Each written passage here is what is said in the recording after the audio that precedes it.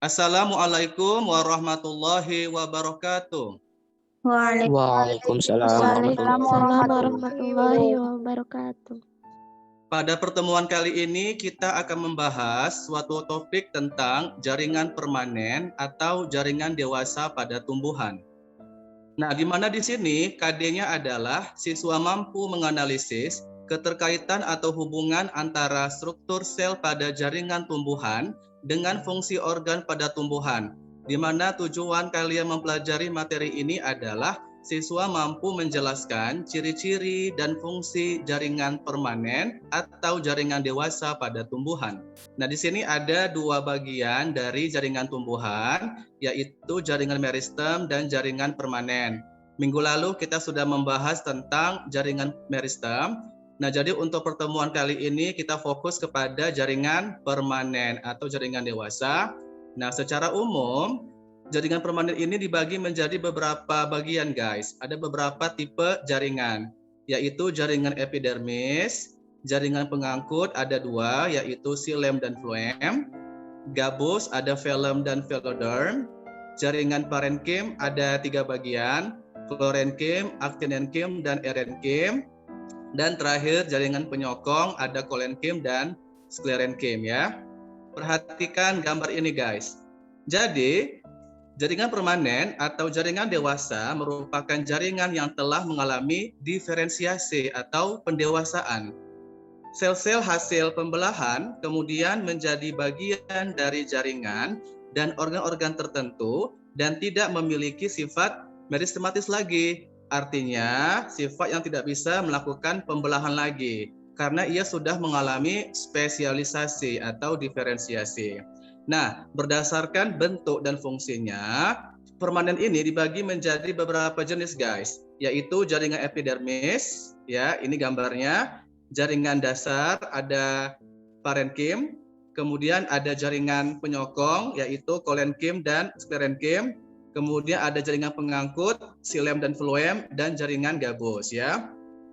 Nah, jadi ini merupakan ciri-ciri dari jaringan dewasa atau permanen, yaitu telah mengalami diferensiasi atau pendewasaan, pada umumnya tidak dapat membelah lagi atau tidak memiliki sifat meristematis, kemudian bentuknya permanen atau tetap, rongga selnya besar, dan dinding selnya sudah mengalami penebalan atau lignifikasi ya.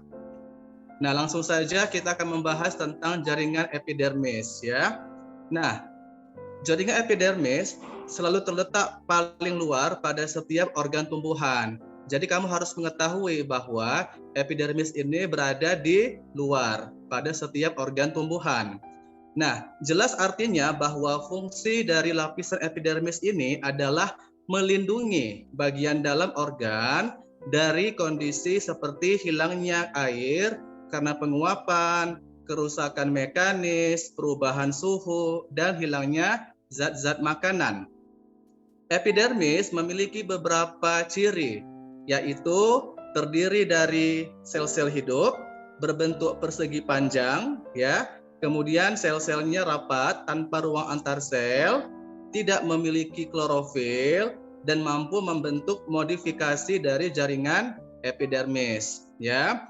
Nah, kemudian juga dia memiliki protoplasma hidup yang mengandung kristal garam, getah, kristal silika, dan minyak, serta mengalami modifikasi membentuk stomata, filamen, trikoma, sel kersik atau sel silika, spina atau duri, dan sel kipas. Ya. Nah, seperti yang kamu amati pada gambar, bahwa terdapat lapisan jaringan epidermis yang membatasi organ dengan lingkungan yang ada di luarnya. Nah, lapisan epidermis ini menjadi jaringan yang tipis. Umumnya hanya ada satu lapis sel saja. Dan karena lokasi tersebut, maka epidermis ini menjadi tempat atau lokasi untuk terjadinya pertukaran zat. Nah, pada batang dan daun atau pada bagian manapun yang berada di atas tanah, nah sebenarnya lapisan epidermis ini dilindungi oleh zat yang namanya kutikula atau senyawa lemak sebagai pelindung tambahan, terutama membantu tumbuhan dalam menekan laju penguapan air dari daun, batang, dan biji. Selain itu, lapisan ini juga melindungi dari patogen dan kerusakan akibat gangguan fisik atau mekanis ya. Nah, kemudian di sini ada karakteristik dari epidermis guys ya, yaitu memiliki susunan sel rapat tanpa disertai ruang antar sel, terdiri dari sel-sel hidup, dinding sel yang berbeda pada berbagai jenis tumbuhan, kemudian memiliki protoplasma hidup yang mengandung kristal garam, getah, kristal silikat dan minyak, serta ada beberapa modifikasi dari derivat epidermis ya, yaitu stomata, filamen dan sebagainya. Oke, kemudian juga dia memiliki vakuola guys. Vakuola yang berukuran besar yang dapat berisi antosianin atau pigmen ya, tidak berkloroplas ya, kecuali pada sel penutup, pada hidrofit dan tumbuhan di bawah naungan. Oke, nah ini merupakan ciri-ciri atau karakteristik dari jaringan epidermis serta fungsinya adalah untuk melindungi sel-sel bagian dalam atau sebagai proteksi ya, pelindung, kemudian mengurangi penguapan atau transpirasi, serta sebagai penyerapan atau absorpsi dan penyimpan air. Oke. Nah, sekarang kita akan membahas tentang modifikasi dari jaringan epidermis, guys. Yang pertama kita bahas tentang stomata. Jadi, stomata merupakan modifikasi dari sel epidermis daun berupa sepasang sel penjaga atau guard cell yang bisa menimbulkan celah sehingga uap air dan gas dapat dipertukarkan antara bagian dalam dari stomata dengan lingkungan yang ada di sekitarnya, guys. Nah, jadi stomata ini merupakan celah di antara epidermis yang diapit oleh dua sel epidermis khusus yang disebut dengan sel penutup atau cover cell, ya. Nah, di dekat sel penutup ini terdapat sel-sel yang mengelilinginya yang disebut dengan sel tetangga. Ya. Nah, sel penutup dapat membuka dan menutup sesuai dengan kebutuhan tanaman akan transpirasinya atau penguapannya. Sedangkan sel-sel tetangga ikut serta dalam perubahan osmotik yang berhubungan dengan pergerakan sel-sel penutup. Stomata biasanya ditemukan pada bagian tumbuhan yang berhubungan dengan udara, khususnya terdapat di daerah daun, batang, dan rizoma.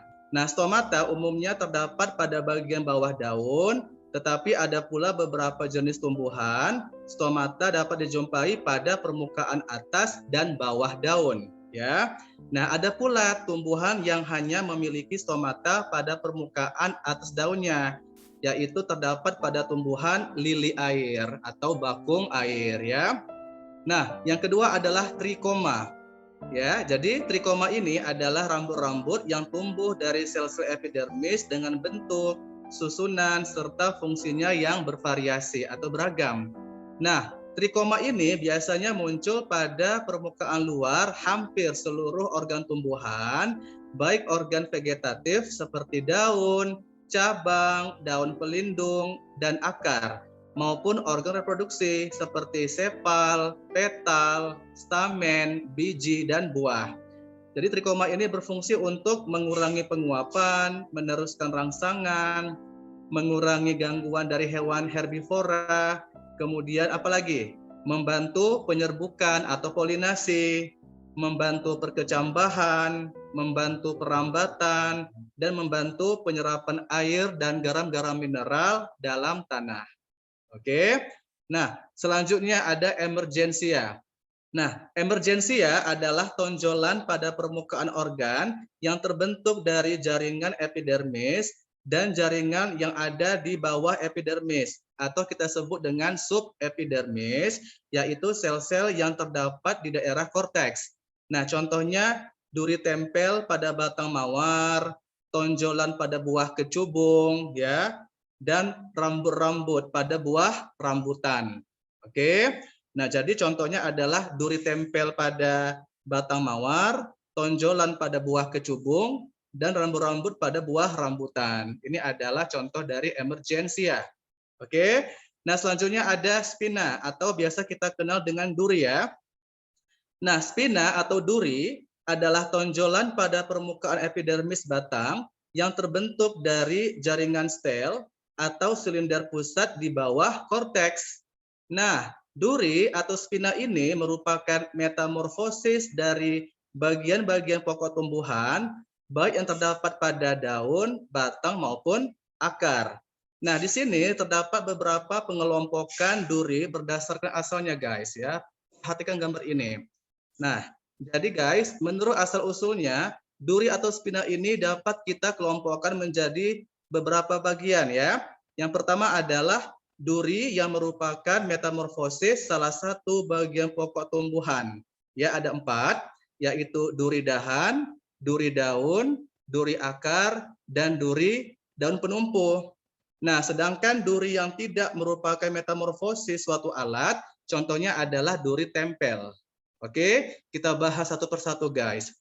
Nah, duri yang merupakan metamorfosis salah satu bagian pokok tumbuhan, karena itu biasanya sukar untuk ditanggalkan atau dilepaskan dari batang.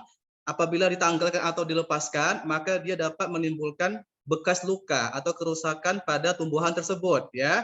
Nah, duri seperti ini biasa kita kenal dengan duri sejati atau duri permanen ya, sudah menempel melekat di batang ini guys. Jadi kalau dicopot maka dia akan menimbulkan bekas atau meninggalkan luka pada bagian batang ini ya. Oke, yang pertama adalah duri dahan atau Spina caulogenum. Nah, jika duri ini merupakan metamorfosis dari cabang atau dahan. Oke. Nah, jadi duri dahan merupakan metamorfosis dari cabang atau dahan. Bagian tengah duri ini terdiri dari kayu yang bersambung dengan bagian kayu dalam batang. Nah, misalnya dapat kita jumpai pada tumbuhan bougainville atau kembang kertas.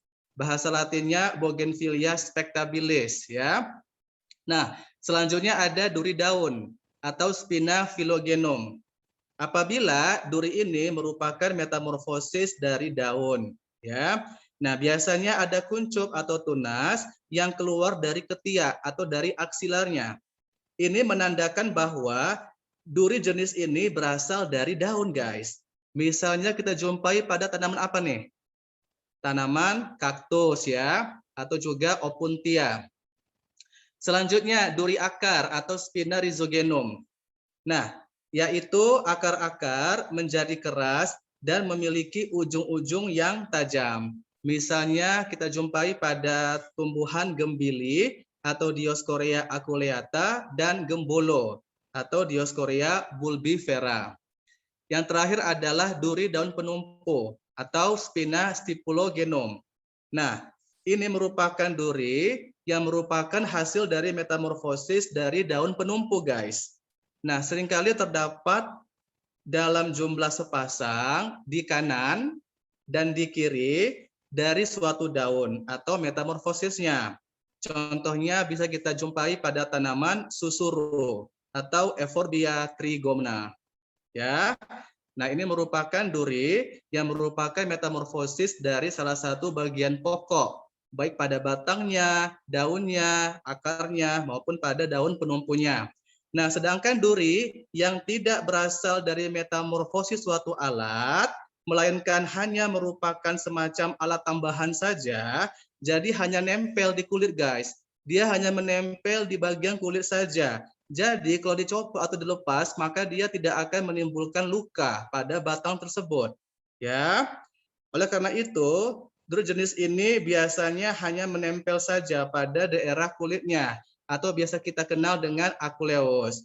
Misalnya kita jumpai pada tumbuhan randu atau Ceiba pentandra atau pada mawar atau Rosa sp. Ya, jadi kamu bisa membedakan mana duri yang berasal dari metamorfosis suatu alat, mana duri yang tidak berasal dari metamorfosis suatu alat ya guys. Nah, kita kembali lagi ke filamen ya. Nah, filamen. Apa itu filamen? Nah, filamen tersusun dari sel-sel mati dan terdapat di bagian dalam epidermis akar gantung atau akar udara pada tumbuhan epifit, yaitu tumbuhan yang menempel pada benda atau tumbuhan lain. Filamen ini terdapat pada tumbuhan famili Orchidae atau pada tanaman anggrek. Jadi anggrek termasuk tumbuhan epifit atau tumbuhan yang menempel pada tumbuhan yang lain. Tetapi dia bukan parasit ya guys, dia hanya menumpang saja, hanya menempel dan dia bersifat epifit ya. Oke, selanjutnya ada sel kersik atau silika. Ini merupakan bagian sel epidermis yang berbentuk bulat, elips, halter atau plana dan berisi kristal kersik atau SiO2, silikon oksida. Nah, sel kersik ini berfungsi untuk memperkuat batang. Sel kersik ini guys terdapat pada tumbuhan famili Cyperaceae. Contohnya pada teki ya, Cyperus rotundus, kemudian paku ekor kuda, dan tumbuhan suku rumput-rumputan atau Gramineae. Contohnya pada tebu atau Saccharum officinarum. Nah, kemudian terakhir adalah litokis. Nah, litokis merupakan sel epidermis yang dindingnya mengalami penebalan dan mengandung sistolit. Sel litokis ini berukuran lebih besar daripada sel-sel epidermis yang ada di sekitarnya. Nah, sel tersebut terdapat pada permukaan bawah atau atas daun tumbuhan. Contohnya pada tumbuhan famili Moraceae atau nangka, Urticaceae contohnya jelatang ya, Cucurbitaceae contohnya pada timun, semangka dan labu, serta Acanthaceae contohnya pada sambiloto. Oke, ini merupakan modifikasi dari jaringan epidermis. Dan juga ada sel kipas guys ya. Nah, jadi sel kipas ini merupakan alat tambahan pada epidermis daun bagian atas yang tersusun dari beberapa sel berdinding tipis, memiliki vakuola yang besar, tidak mengandung kloroplas dan bentuknya seperti kipas. Ya, jadi bentuk selnya seperti kipas. Nah, contohnya dapat kita jumpai pada tumbuhan famili Gramineae atau Poaceae ya, suku rumput-rumputan. Contohnya pada bambu atau Bambusa vulgaris. Oke, selanjutnya kita akan membahas tentang jaringan dasar atau parenkim ya. Nah, jaringan dasar dikenal dengan istilah parenkim. Mengapa disebut jaringan dasar? Karena jaringan ini ditemukan hampir di setiap bagian tumbuhan, baik pada akar, batang, daun, daging buah, atau endosperma. Jaringan ini terletak di sebelah dalam jaringan epidermis. Begitu pula jaringan ini dapat ditemukan hampir di setiap jenis tumbuhan, guys. Nah, pada batang yang dipotong melintang, kamu akan mengamati bahwa sebagian besar pasti adalah jaringan dasar ini, ya. Nah, alasan selain itu karena parenkim juga terdapat di antara jaringan lain, misalnya di antara xilem dan phloem. Nah, ciri-ciri dari jaringan parenkim atau dasar ini, sel-selnya merupakan sel hidup yang berukuran besar dan tipis, serta umumnya berbentuk segi 6, ya. Jadi guys, di sini bentuk selnya segi 6. Oke, kemudian memiliki banyak vakuola, letak inti selnya mendekati dasar sel, kemudian mampu bersifat meristematis karena dapat melakukan pembelahan diri, serta memiliki ruang antar sel yang banyak sehingga letaknya tidak terlalu rapat. Ya, nah ini merupakan ciri-ciri dari jaringan parenkim. Nah, perhatikan guys, pay attention to this image. Nah, pada gambar berikut, kalian dapat mengamati sel-sel pada jaringan dasar yang ukuran selnya besar-besar. Di mana di sini guys, ruang vakulanya besar. Ya, bentuknya bervariasi, dinding selnya tipis, serta ruang antar sel yang renggang. Oleh karena jaringan dasar ini dapat ditemukan di setiap tumbuhan, maka fungsinya berbeda-beda untuk setiap tumbuhan yang berbeda-beda pula. Misalnya guys, pada tumbuhan kaktus, parenkim berfungsi untuk menyimpan air. Kemudian apalagi pada tumbuhan eceng gondok, parenkim berfungsi untuk menyimpan udara pada ruang antar sel. Dan pada umbi-umbian atau rizoma, maka parenkim berfungsi untuk menyimpan cadangan makanan. Ya, nah jadi parenkim ini ditemukan di setiap tumbuhan, maka fungsinya berbeda-beda untuk setiap jenis tumbuhan, ya guys. Nah selanjutnya, fungsi jaringan parenkim ini yaitu untuk menyimpan air dan cadangan makanan. Sel-sel parenkim ada yang memiliki klorofil yang disebut dengan klorenkim. Nah, berdasarkan fungsinya, maka jaringan parenkim dibedakan menjadi 5 macam, yaitu parenkim asimilasi, parenkim makanan, parenkim air, parenkim udara, dan parenkim pengangkut.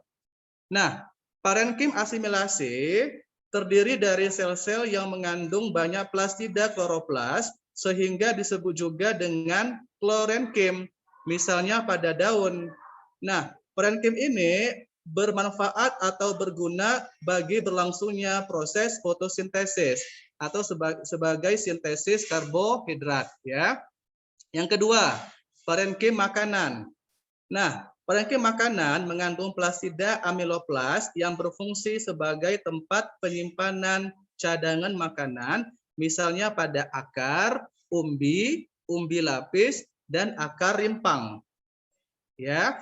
Kemudian, parenkim air digunakan sebagai jaringan penyimpan air di mana air ini terikat dalam vakuola dari sel-selnya secara aktif, misalnya pada batang yang bersifat sukulen atau mampu menyimpan air dalam jaringan sehingga tampak berdaging. Contohnya pada tanaman kaktus, lidah buaya atau aloe vera atau tumbuhan sukulen, ya, yang mampu menyimpan air dalam jaringan sehingga tampak berdaging, ya.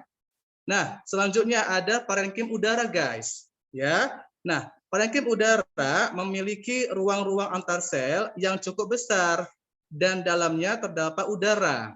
Nah, misalnya kita jumpai pada eceng gondok, kemudian pada tangkai daun kana SP dan sebagainya. Nah, yang terakhir adalah parenkim pengangkut atau vaskular. Nah, yang terdiri dari sel-sel memanjang dengan letak menurut arah pengangkutannya. Misalnya kita jumpai pada berkas pembuluh, yaitu xilem dan floem. Oke, nah ini merupakan informasi penting mengenai jaringan dasar atau parenkim. Selanjutnya guys, jaringan penyokong. Nah, penyokong dikenal juga dengan nama jaringan mekanik, jaringan penunjang, atau jaringan penguat. Ya, nah jadi kamu bisa membayangkannya seperti tulang pada tubuh manusia, maka jaringan ini yang menunjang bentuk tumbuhan hingga dapat berdiri kokoh.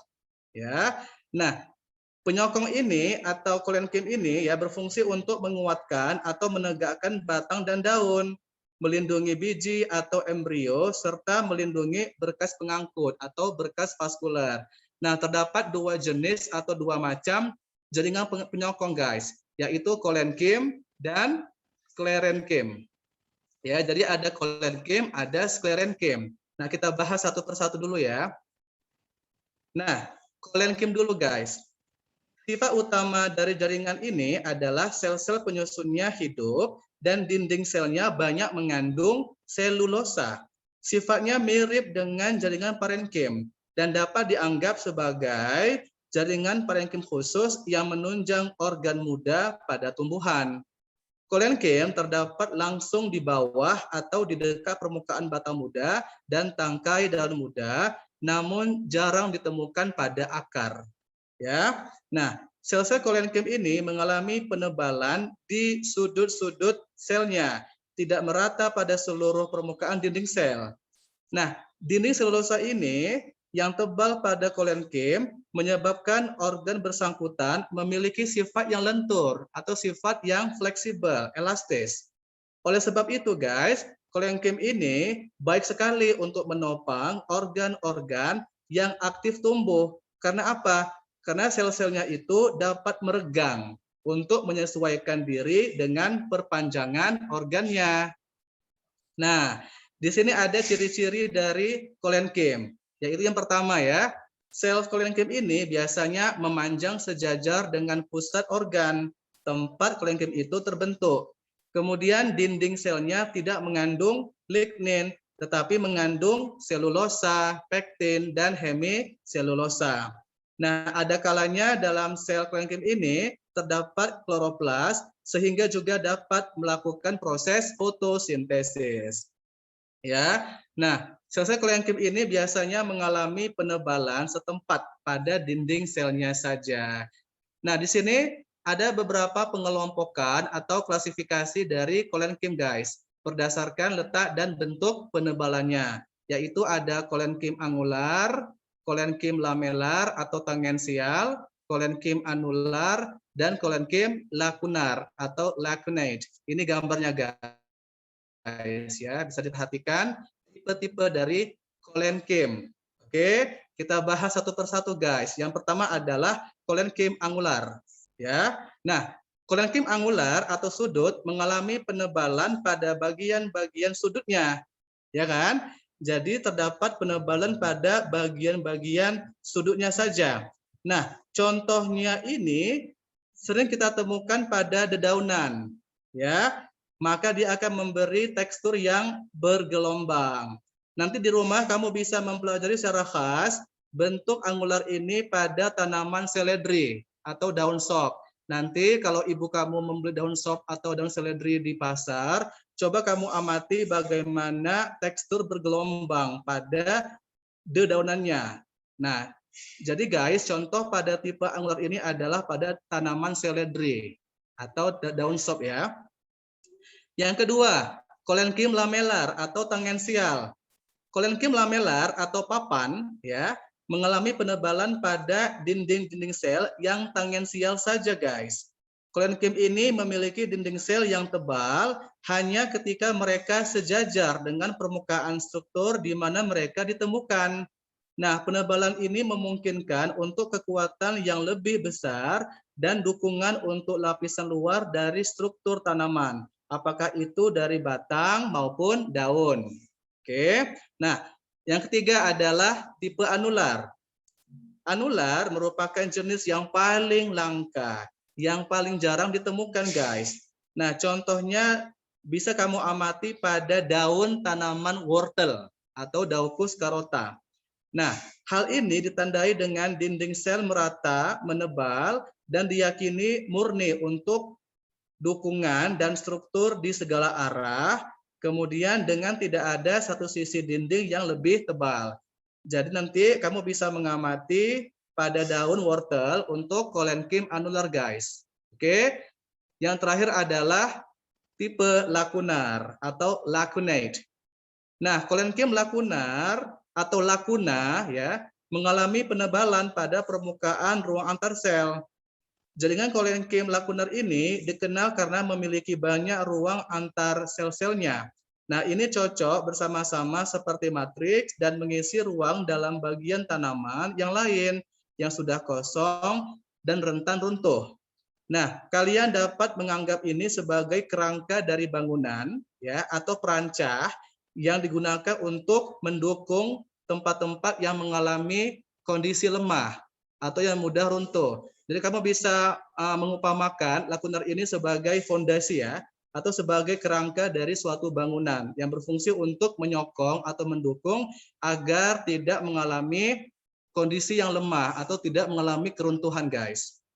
Oke, nah ini merupakan tipe-tipe dari kolenkim berdasarkan letak dan bentuk penebalannya. Oke, selanjutnya kita bahas sklerenkim, ya. Nah, sklerenkim adalah jaringan penguat atau penyokong, tetapi hanya terdapat pada jaringan tumbuhan yang tidak lagi mengadakan pertumbuhan dan perkembangan atau tidak mengalami pembelahan lagi, guys. Dia sudah mengalami penebalan, sudah mengalami diferensiasi. Nah, ciri-ciri dari jaringan ini adalah dia terdiri atas sel-sel mati, ya. Dinding selnya sangat tebal dan kuat karena mengandung lignin sebagai komponen utama dari kayu. Kemudian dinding selnya mengalami penebalan primer dan penebalan sekunder oleh adanya zat lignin. Oke. Nah, berdasarkan bentuknya, maka jaringan ini dibedakan menjadi dua macam, guys, yaitu serabut atau serat atau fiber dan scleroid atau sel batu. Oke, kita bahas ya, guys. Nah, serabut atau serat atau fiber merupakan sel yang panjang dan sempit yang berujung runcing. Sel-sel ini biasanya berkumpul menjadi sebuah jalur yang panjang, sementara ujung-ujungnya yang runcing bertumpang tindih dan menyatu dengan kuat. Nah, serabut terdapat juga pada sebagian besar dari bagian tumbuhan, ya, dan dia berasal dari jaringan meristem yang umumnya terdiri dari sel-sel yang panjang dan bergelombol membentuk anyaman atau pita. Contohnya kita temukan pada pelepah daun pisang. Oke. Nah, selanjutnya ada scleroid atau sel batu. Nah, ini merupakan jaringan sklerenkim yang bentuk selnya membulat dan dengan dinding sel yang mengalami penebalan. Nah, skleroid merupakan sel-sel tumbuhan yang telah mati, bentuknya bervariasi dan berdinding keras yang tahan terhadap tekanan. Ya, skleroid ini dapat dijumpai dalam keadaan tunggal atau berkelompok di antara sel-sel yang lain. Misalnya bisa kamu jumpai pada butiran daging buah jambu biji, ya, atau daging buah pada buah pir. Nah, contoh yang lain terdapat pada tempurung kelapa atau batok kelapa atau dari kulit biji yang keras. Nah, selanjutnya kita bahas tentang jaringan pengangkut yaitu silem dan flem, ya. Nah, nama lain dari pengangkut ini adalah berkas vaskular atau berkas pembuluh, guys. Sebagaimana namanya yaitu vaskular atau pembuluh, maka jaringan ini berwujud seperti pipa atau saluran. Jadi bentuknya seperti pipa ya, guys, atau berbentuk seperti kanal, saluran ya. Nah, kalian dapat membayangkan jaringan pengangkut ini sebagai pipa-pipa pembuluh darah yang mengantarkan oksigen dan zat makanan ke seluruh bagian tubuh. Jaringan pengangkut ini berfungsi mengangkut air dan unsur-unsur hara serta mengedarkan zat makanan hasil fotosintesis dari satu bagian ke bagian lain tumbuhan. Nah, pengangkut ini pada tumbuhan dibagi menjadi dua macam, guys, yaitu silem dan flem. Ya. Nah, silem berfungsi untuk mengangkut air dan mineral dari akar ke daun dan bagian tubuh lainnya.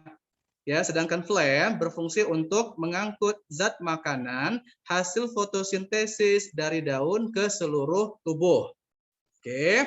Nah, kita bahas satu persatu tentang silem dan flem, guys. Nah, silem dulu ya, guys. Nah, jadi silem atau biasa kita kenal dengan istilah pembuluh kayu berfungsi untuk menyalurkan air dan unsur-unsur hara dari akar ke daun.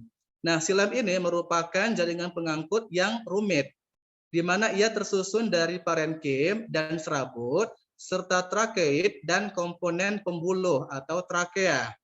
Nah, sebagaimana telah kita bahas sebelumnya, guys, bahwa trakeid merupakan sel-sel tumbuhan yang dindingnya mengalami lignifikasi atau penebalan oleh lignin dan sel-selnya sudah mati karena sudah mengalami pendewasaan atau diferensiasi. Nah, trakea yang membentuk silem ini merupakan sel-sel silinder yang mati setelah dewasa. Bagian ujungnya saling menyatu membentuk sebuah tabung pengangkut air yang bersel banyak. Nah, dinding ujung kadang-kadang juga disebut dengan dinding samping, ya. Dia memiliki struktur yang berlubang-lubang, guys, yang merupakan tempat air lewat dengan bebas dari satu sel ke sel yang lain. Nah, di mana diameter atau garis tengah dari silem ini tergantung pada spesies tumbuhan. Oke, jadi you have to remember, kamu harus ingat bahwa silem ini berfungsi untuk mengangkut air dan mineral dari akar ke daun dan bagian tubuh lainnya, guys. Nah, sedangkan flem atau biasa kita kenal dengan pembuluh tapis merupakan jaringan pengangkut pada tumbuhan yang memiliki fungsi mengangkut dan menghantarkan zat-zat makanan hasil fotosintesis dari daun ke bagian tumbuhan yang lainnya. Nah, flem tersusun dari berbagai macam bentuk sel yang bersifat hidup dan mati.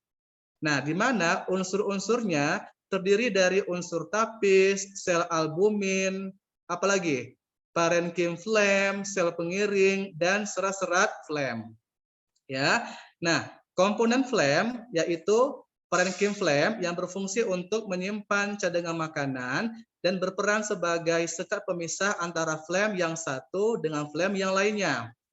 Serabu phloem merupakan jaringan skerenkim yang berfungsi untuk memperkuat jaringan pembuluh, di mana komponen lain dari phloem ini adalah pembuluh tapis dan sel pengiring atau sel penyerta. Ya, nah selanjutnya guys, komponen phloem memiliki ciri-ciri dinding sel yang tipis dan inti selnya yang hilang. Sel-sel unsur tapis memanjang dan ujungnya bersatu membentuk suatu pembuluh.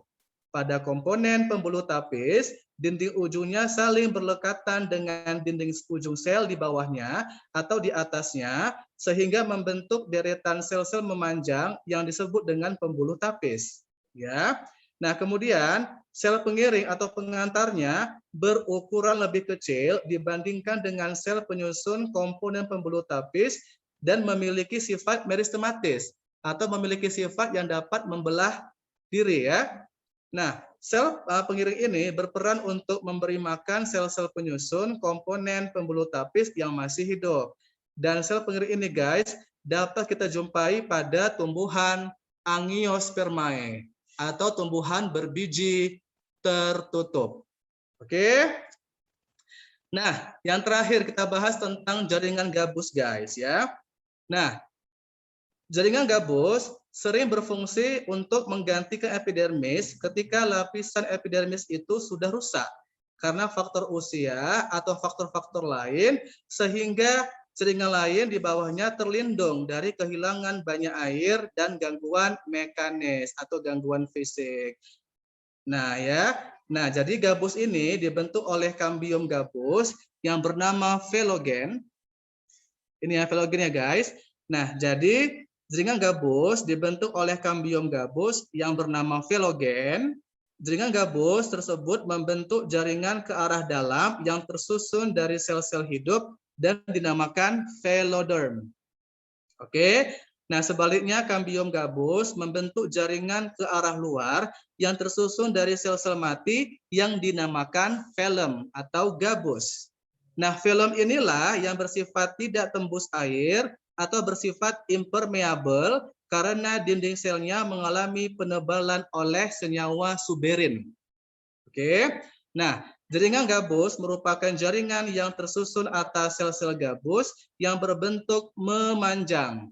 Jaringan ini berfungsi untuk melindungi jaringan lain yang terdapat di bawahnya agar tidak terlalu banyak kehilangan air. Oleh sebab itu guys, sel gabus biasanya ditemukan di permukaan luar batang. Ya. Nah, apa saja ciri-cirinya guys?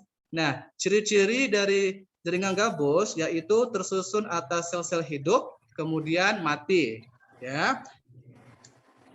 Ini ya guys. Nah, tersusun atas sel-sel hidup, kemudian mati. Ini maksudnya guys, lapisan gabus terbentuk dari aktivitas velogen atau kambium gabus yang merupakan bagian dari meristem sekunder. Velogen membentuk velum ke arah luar dan veloderm ke arah dalam. Di mana velogen itu tersusun atas sel-sel hidup, sementara velum merupakan sel-sel yang sudah mati. Nah, velum inilah yang akan menjadi lapisan gabus pada tumbuhan dikotil atau tumbuhan berkeping dua. Ya. Nah, yang kedua adalah susunan selnya rapat, guys.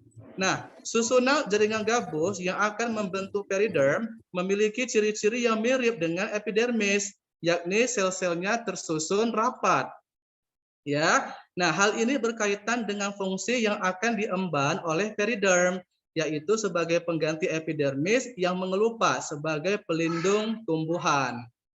Nah, selanjutnya, dinding sel mengalami penebalan oleh zat suberin. Gabus terbentuk dari kambium gabus yang merupakan sel-sel meristematis berdinding tipis. Kemudian, sel-sel yang terbentuk ini akan mengalami penebalan dinding selnya oleh senyawa suberin dan kemudian menjadi sel-sel yang mati. Ya, senyawa suberin atau lilin ya atau wax ya memiliki sifat tak tembus oleh air sehingga sangat menguntungkan bagi tumbuhan karena dapat mencegah terjadinya penguapan atau transpirasi. Ya. Nah, di sini ada fungsi atau manfaat dari jaringan gabus, guys. Yang pertama, mengganti ke epidermis sebagai pelindung. Ya. Nah, lapisan epidermis ini terbentuk dari pembelahan meristem primer, di mana ia berfungsi sebagai pelindung dari tumbuhan. Namun demikian, guys, aktivitas atau kegiatan dari meristem sekunder atau kambium ini dapat menyebabkan ukuran batang menjadi bertambah. Jadi size-nya bisa lebih bertambah, guys. Nah, kemudian peranan dari pelindung ini yang diemban oleh epidermis akan digantikan posisinya oleh jaringan gabus yang terbentuk dari kambium gabus yang terletak di sisi luar korteks batang. Ya. Nah, yang kedua, mencegah terjadinya penguapan atau transpirasi, ya. Nah, lapisan gabus yang mengalami penebalan oleh zat suberin sangat berarti dalam menjalankan fungsinya sebagai pelindung, terutama dari penguapan. Kehilangan air melalui penguapan kerap terjadi pada tumbuhan akibat paparan dari sinar matahari. Nah, ciri-ciri dari suberin ini yang tak tembus air membuat air akan terperangkap di dalam tumbuhan sehingga sangat menguntungkan, sangat bermanfaat bagi tumbuhan, terutama tumbuhan yang hidup di daerah kering atau pada saat musim panas.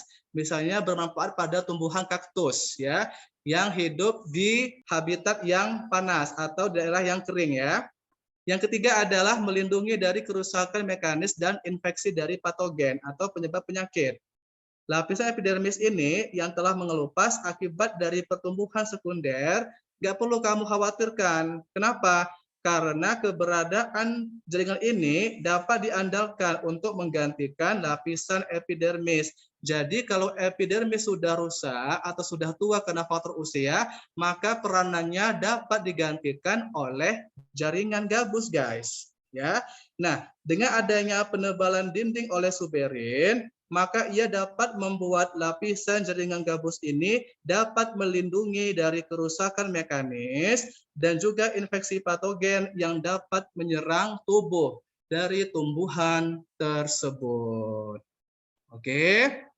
Oke, demikianlah materi pada pagi hari ini tentang jaringan permanen. Terima kasih atas perhatiannya. Wassalamualaikum warahmatullahi wabarakatuh. Waalaikumsalam warahmatullahi wabarakatuh. Thank you, Terima kasih, Sir. Terima kasih, Sir. Sampai jumpa pada pertemuan berikutnya ya.